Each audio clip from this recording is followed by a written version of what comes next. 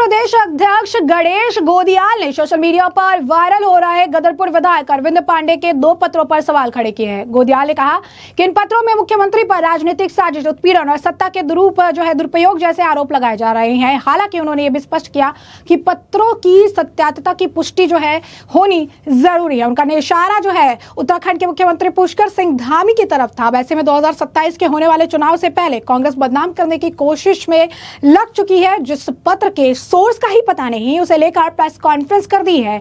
वहीं बीजेपी विधायक के जो वकील है वो कांग्रेस के अध्यक्ष बने फिर रहे हैं। सवाल है कि कांग्रेस की सदस्यता लेने वाले हैं क्या अरविंद पांडे।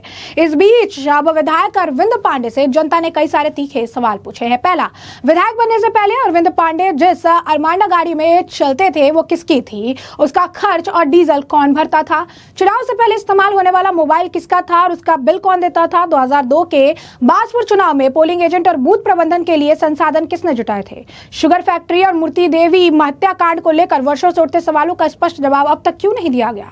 खुद को मजदूर का बेटा बताकर राजनीति करने वाले अरविंद पांडे ने इतना बड़ा आर्थिक और राजनीतिक नेटवर्क कैसे खड़ा कर लिया। गुमसानी गांव में हाईवे किनारे की जमीन अतुल पांडे के नाम कैसे दर्ज हुई। इतनी बड़ी संपत्ति के लिए धन का स्रोत क्या था। मुंडिया पिस्तौर स्थित स्पेयर पार्ट और वर्कशॉप की जमीन किसकी है और उसका वास्तविक मालिक कौन है। समेलपुर में बुक्सा जनजाति की जमीन को लेकर लगातार विवाद क्यों उठते हैं। विधायक पिता को बेटे के नाम चढ़ी जमीन की जानकारी ना होना क्या संभव है। यदि वह जमीन आगे किसानों को बेची गई तो भविष्य में कानूनी विवाद की स्थिति के करीब गरीब किसानों की जिम्मेदारी कौन लेगा।